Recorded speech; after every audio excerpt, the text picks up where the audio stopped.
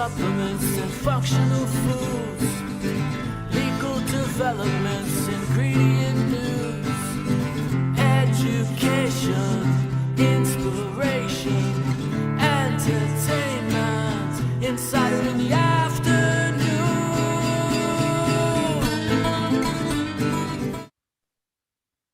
Well, hello there, everybody. Welcome to another edition of Insider in the Afternoon. Happy to join us. You know, it's a special time here at the Hacienda because the NBJ Summit is next week. Woo! Let's hear a little woot. Let's raise the ceiling on that. Ola is in the house too. Ola, how the heck are you?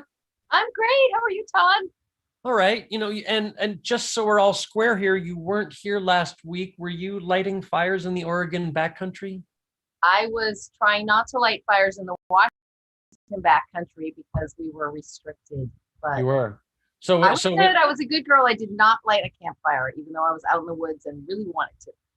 Right. So did you use anything to keep the mosquitoes at bay? Any natural products, or was it just all about the off? You know what? Actually, we have almost no mosquitoes where I live. So we have almost no mosquitoes and no ticks. So we're pretty darn lucky to be camping in Western Washington here, because that is not so. I love that. Yeah, that's awesome. So Ola, you know what I want to talk about right now is I wake up in the morning and I take my supplements, and I'm one of the geeks who has, you know, a little thing like the elderly people with their farm. It's old man stuff, Todd. I have one too. But they're not pharmaceuticals. You know, the more supplements I take, the fewer pharmaceuticals. That's my thinking. But then I also have the evening one. That's right. I'm that much of a geek. And the evening ones always have more than the morning ones, because I always remember to take my morning supplements. But the evening, like yesterday afternoon, it was so hot and we were like, let's go out and get a beer and a burger. And then I didn't take my vitamins with me. And then so I took them this morning because I was already out of my morning supply. And I was thinking, well, I'm taking my evening vitamins in the morning. And is that right? I thought, yeah, right. You know, one of the most popular evergreen stories on newhope.com is when is the best time to take my supplements? And you know, I read through the story again just to see, and one of the things, it's like, it says, well, sure, take them with food, obviously, because that improves absorption, minimizes stomach issues. And then it says B complex with food will help prevent queasiness. And I think, well, B complex, I should take those in the morning because maybe they'll energize me, maybe not in the night. Maybe I should take magnesium at night because it chills me out, not in the morning. What do you think? Oh, and well, here's something that you could think, because Probulin girl that you are, it says probiotics, you should take those. It says a few varieties can be taken with meals. And then I'm looking at the label here and it says, take one capsule daily with or without food. I mean, what's your thinking on that? Well, I mean, so, we like to fight about everything in this industry. So, everybody's got an opinion. And I will say this is hotly debated amongst probiotics people. But, some people say they think you should take probiotics with food. I mean, we think, we recommend people taking it 1 to 2 hours before bedtime. The idea being a little bit less stomach activity, but here's the thing for probiotics. I mean, there's not necessarily a bad time to take them, right? I mean, I think everybody should take a probiotic, and I think if you're going to take it, you got to find what works for you. Like you said, you're really good about taking your morning supplements. I'm terrible about taking my morning supplements because I don't eat in the morning. I'm not a person who wants to eat in the morning. I'm not hungry till like 11 or noon. And sometimes I look up at 2 and I'm like a little bit wobbly. I'm like, oh gosh, I haven't really had anything but 3 cups of tea today. So I'm really bad about taking my morning supplements. I'm way better at night, but not if they're in the kitchen. They have to be in the bathroom where I have a routine. So I think, probiotics or anything, there are better times to take them. I'm a person who definitely needs food in my belly for almost all supplements. Some people are great without it, but I think partly you should just take them whenever you're going to be compliant about taking them.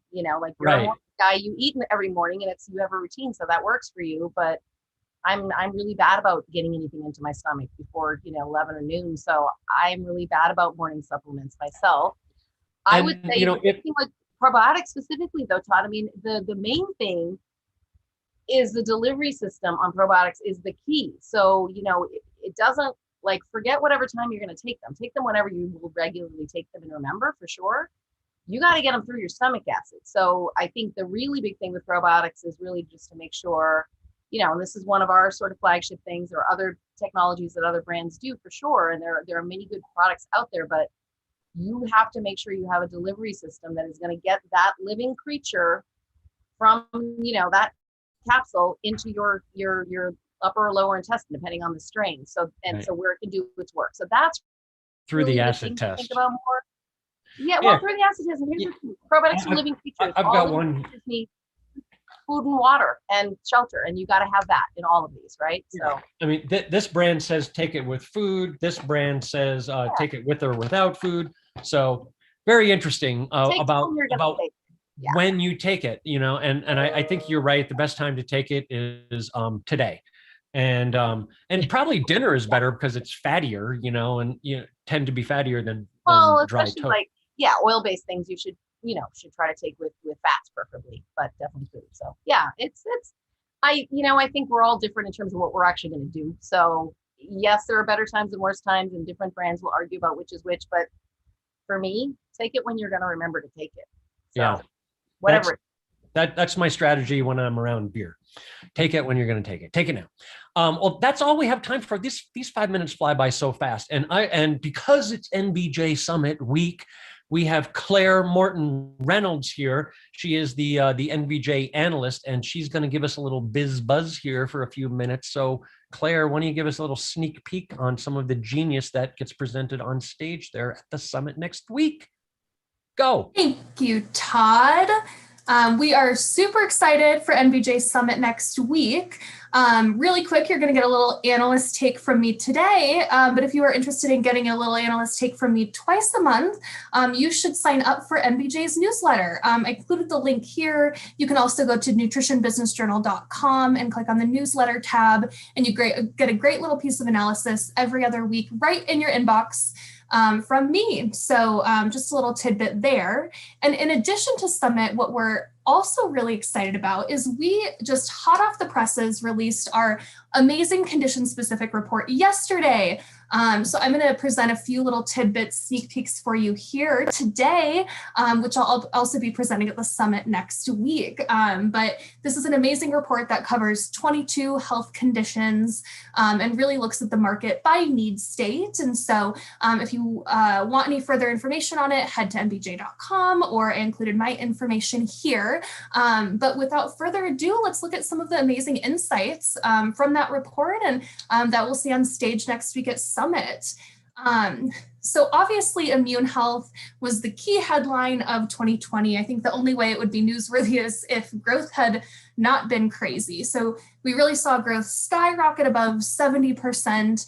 And what I think is the most interesting is if we take this category out of the market entirely, we saw the total supplement industry grow by 14.5% last year. And if we take out cold, flu, and immunity, we would actually have only seen the market grow at 10%. And so that really highlights how much immune health drove consumer interest and drove new consumers in 2020. And interestingly, we're going to see growth dip back down and actually growth kind of decline a little bit as this market normalizes. But even with that, we see this permanent stair step above those pre-COVID years of just this renewed interest in immune health. And so again, it's not a surprising statistic, but it is so impactful in what happened in the industry and what's driving our story moving forward. Also, looking at COVID adjacent conditions, and I think stress, mood, and sleep, 2020 was a rough year. We're still experiencing it into 2021. We've brought in these new consumers, and, these conditions I think are so interesting because they're some of those more immediacy kind of conditions where if you take a supplement for them, pretty soon whether or not it has worked. And so because of that, we're seeing continued interest in growth. And obviously we see growth coming down from a huge spike in these years, but growth still continuing in 2021 and really kind of that next phase of interest for consumers who've come into our industry. And so growth in mood and stress supplements spiked to almost 30% in 2020. Growth in sleep supplements spiked to 36.6%. We're really seeing younger generations struggling with stress and sleep and starting to turn to these more holistic solutions. And so we've really identified these as some adjacent conditions that our industry can really help solve in the years to come. And then finally, just kind of looking at the market as a whole, as far as conditions behind this kind of behemoth sports energy and weight management segment, cold, flu, and immunity and general health really risen to the top as far as gaining market share in 2020 and driving where that market share is going to be in the years to come. And I think immunity was really top of mind in 2020, but we're really going to see that general health resurgence and kind of back to the basics in 2021 and beyond, you know, across the general health categories, including women's general health, men's, children's.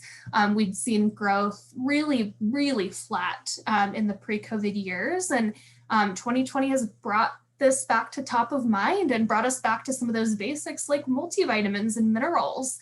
And especially within children's health is pretty interesting, you know, given kind of the vaccination schedule, we're seeing growth kind of dip across total general health, men's, women's, children's into 2021 as the market normalizes, but we're not seeing the same impact in children's health. And so that's been a really interesting area within general health as well.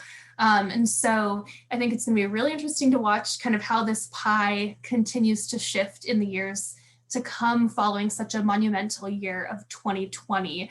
And like I said, if you want more insights like that, definitely check out my biweekly analyst take or the full NBJ 2021 condition specific report, which is chock full of insights. And again, I'm super excited to share these insights and more from the stage at NBJ Summit next week. And with that, I will pass it back to you, Todd. Cool. Awesome, Claire. Yeah, everyone needs to know the condition specific report. I mean, I think that is quite possibly the biggest report that NBJ does. I know there's also the supplement business report, and I don't know, maybe those are two big ones, but the condition specific is really big and really important. Means a lot to a lot of people, everyone from retailers in terms of how they're going to stock them on the store shelves and how formulators are going to, you know, create these products. And so lots of good wisdom in there. And that was just a taste. So thanks for that, Claire. Really appreciate that. So now, friends, we have this really interesting part. I've assembled 3 luminaries of the NBJ scene. That's right. I said luminaries. One of whom is Grant Ferrier. Started or co-founded the NBJ Summit many moons ago, and Grant is in the house. Doug Lynch, he's you know, just a great marketing friend of mine who just took a job. Can I announce who you just took a job with, Doug? You can let it out, Todd.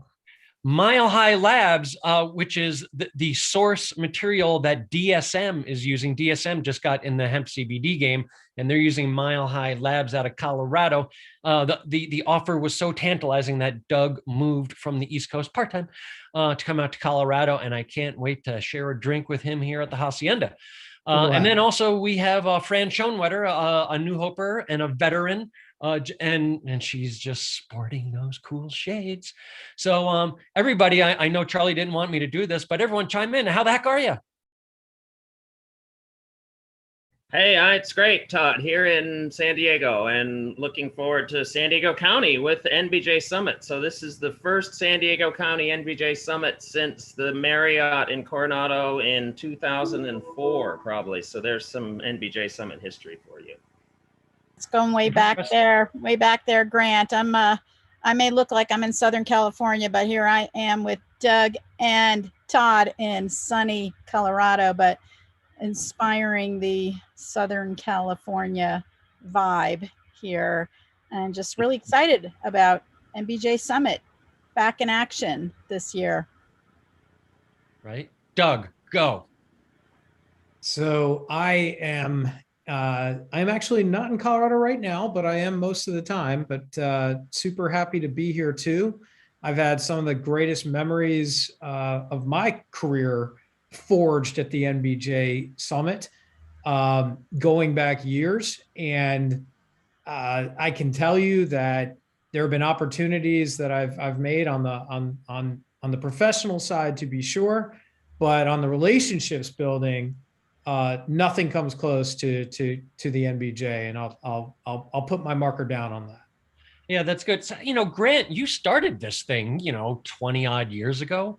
What were you thinking, man? Well, I mean, I have to give equal credit, of course, to my original partner, Tom Arts, but also to health business partners, Roy Bingham and Mike Chase, who really pushed Tom and I to start this conference. And as you know, Tom is still the chairman from the turn of the century when we started the summit. So, which suits his large frame very well, being the chairman. So, as we started Nutrition Business Journal in 1996, and it's nice to see the baton passed to somebody of Claire's caliber, now managing the condition-specific report, one of many that we started publishing probably in the 90s. I don't know if we did the condition one 2002 maybe, but I know it's a lot of work to keep those up. So yeah, the inspiration was really the community of the industry, and really the connections you make at Expo. And Expo, of course, is a wonderful place. It's a big party. You see lots of people, but it's very hard to have intimate connections. And the first NBJ Summit was, 60, 70 of us in Newport, Rhode Island. And now it's evolved to, as many as 400 or so in past years, of course, limited maybe to about 250 this year. But it's as Doug said, it's a fantastic place to have quality connection time with people of, hour and a half conversations, and have, 30, 40 of those in a 2 or 3 day period. And that's what it's all about. So. Yeah. And you started it was Newport in Newport, Rhode Island. I mean, like, what was that about? You and Tom are Cali guys. Was it because there's just lots of masters of the universe around Boston, or because it's the yachting capital of the world? Or well, what? it was Health Business Partners was located in Rhode Island, so in Providence, and where the initial person who provided the funding for Health Business Partners, which was an early stage fund for investing in nutrition industry companies, headed by the two gentlemen I mentioned before. So they said, let's do it in Newport. We did it on the waterfront. We had parties at mansions. So the first 2 years, they rented big, old Newport corridor mansions from the 20s. And I still have some interesting pictures from there. So, and that relationship blossomed and evolved to where later I traded Tom to Health Business Partners for future draft picks. And then one of those draft picks turned out to be Patrick Ray, who I traded from Health Business Partners out to California, where then he learned to surf. And then eventually I traded him up to New Hope in Colorado, where he ran a few businesses there, and now, of course, has a career in cannabis. But there you go. It all comes full circle in this small community. So yes, it does. Cannabis is the underground link to everything. But, another link is the lobby bar. And, so what's the over under on the number of shared drinks you have to have before a business relationship gets consummated? Anyone? Doug? I can tell you that I've applied for jobs without even realizing it, being at that lobby bar, because you start a conversation and you quickly start to surmise that the person next to you could offer you a job one day, and several times has. By the same token, some of the behavior at the bar, not what I would consider the most professional, and some people have excluded themselves from working for me at that lobby bar. But Jobs are won and lost, huh? but that is definitely a high point of the event, as are the fireside chats, which hopefully I get to talk about as well. Yeah, well, it seems like there's the whole thing is sort of off the record. So I'm kind of a little surprised if, like short of someone being thrown off the balcony, nothing could exclude you from future opportunities. But, what do I know? So go ahead, Doug. Go ahead. Well, most people are on their best behavior, of course. Most. But Well, most. And as the evening goes, the bar tends to get larger because then there's the outside location, and that's where a lot of the intimate conversations take place. And I can tell you, in one such intimate conversation, I learned that a very high level R&D person, really a gatekeeper into a major brand. Well, let's just say he had a few to drink, and it came out that he did not know how to swim.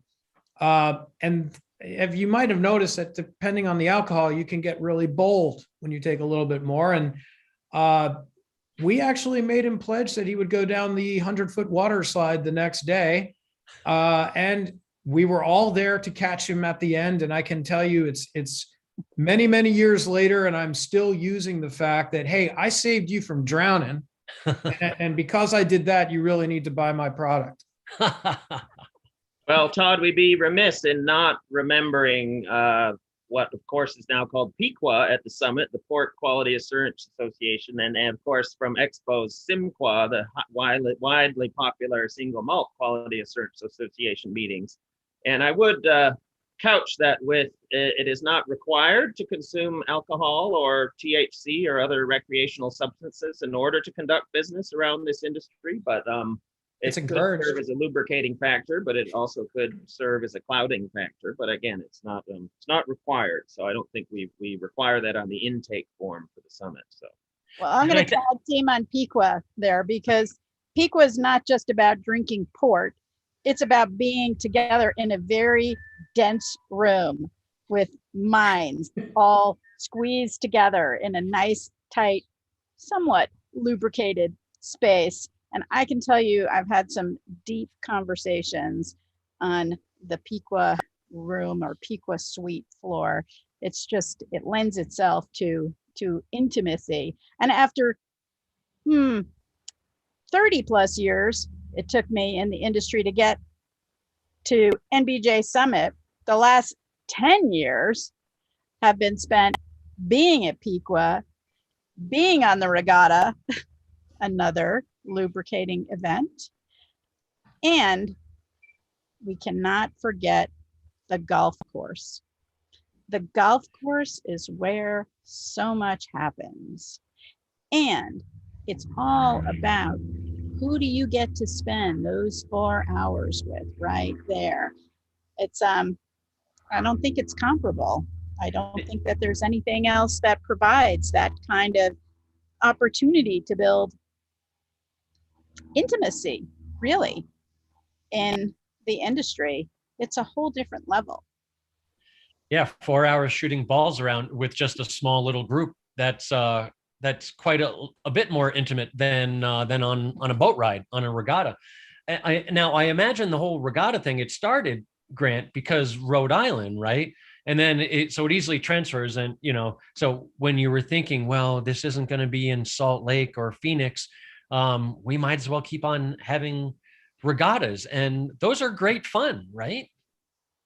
oh yeah, no, I think there's been lots of adventures and hijinks and even shenanigans around the regatta, and who wins and who the judges are and who's on which team and who's carrying how much weight on these boats. Because we've had very nice vintage boats that are calibrated based on the crew count and the average weight of the crew. And of course, those who know America's Cup or other sailing, it's rather high tech type of stuff. So ours is a little lower tech, and given the fuel that's generally given to the crew, as Fran was alluding to, there you have a bit unreliable in terms of the crew hands. So most of the pilots actually guiding the boats don't put a lot of stock in their sponsor captain and what they do, but some have put a lot. So again, it's a very interesting experience. And we've had great wildlife ones too. I mean, we saw blue whales actually off Dana Point one year. That was fabulous. And then another year, at least a pod of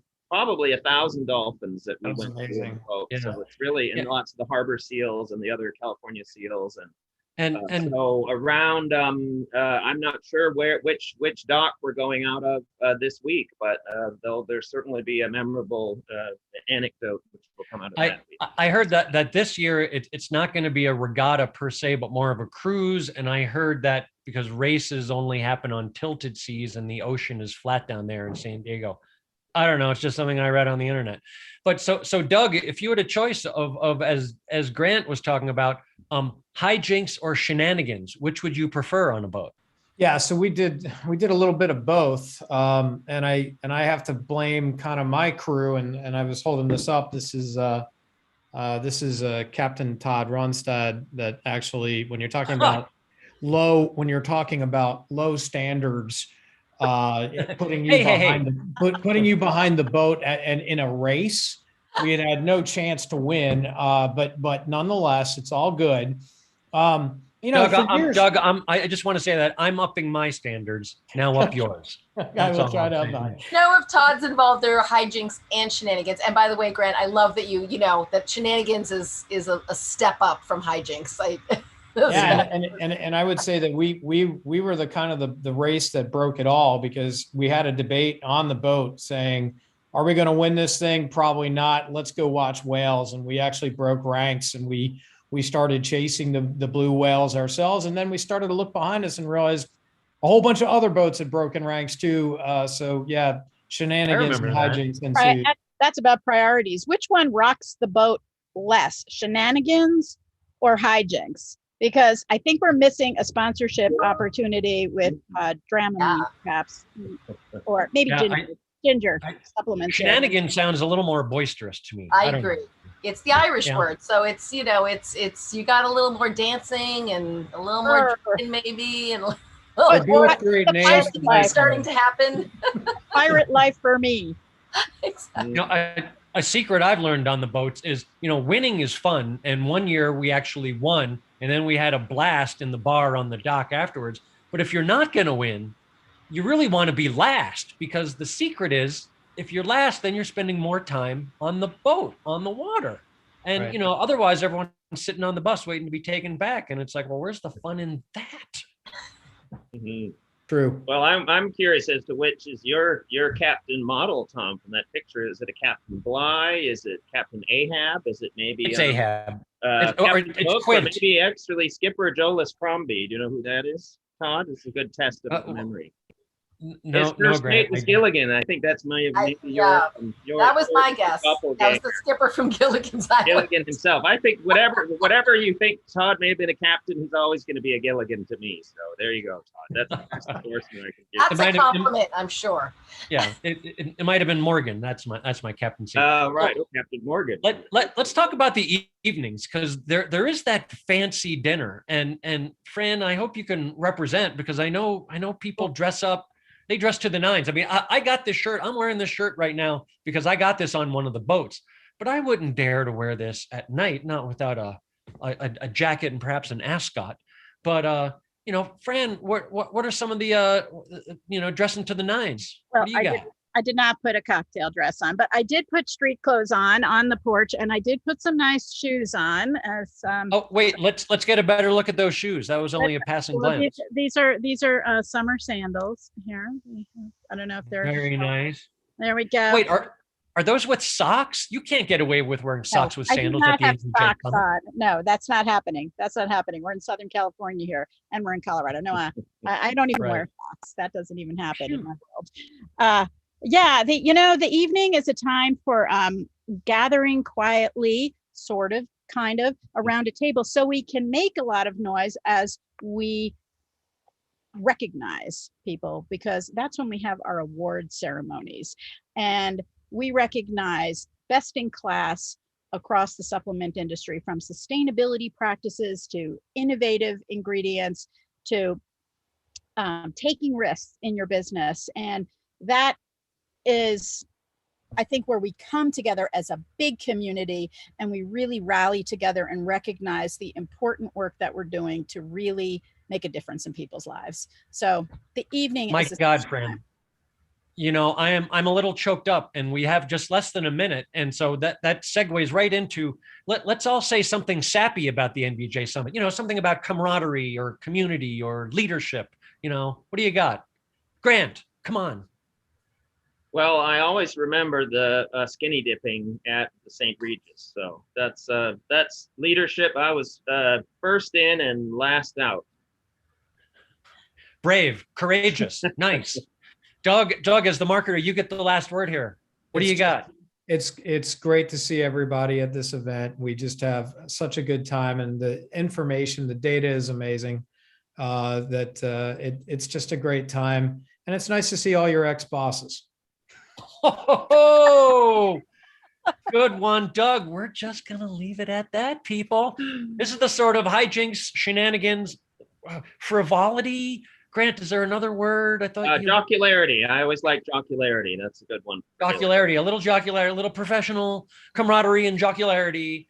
That's right. At the NBJ Summit, it's happening next week. Hope to see you there. And if you're not there, there's also the virtual, and I don't know if that's sold out. Maybe you could find it on the nutritionbusinessjournal.com website and how to log on and become a virtual, because it's all sold out at this point. And, and that's one of the other bright silver linings of COVID, is that we can experience the NBJ Summit virtually if you got sold out, and if you're not brave enough to be a poacher who doesn't pay for the event, but you hang out in the lobby bar anyway, and you can get some little relationshiping done. You didn't hear it here. So that's all for today, and we'll see you next week on Insider in the Afternoon. Thank Hi, everybody. Thank you. No. Sustain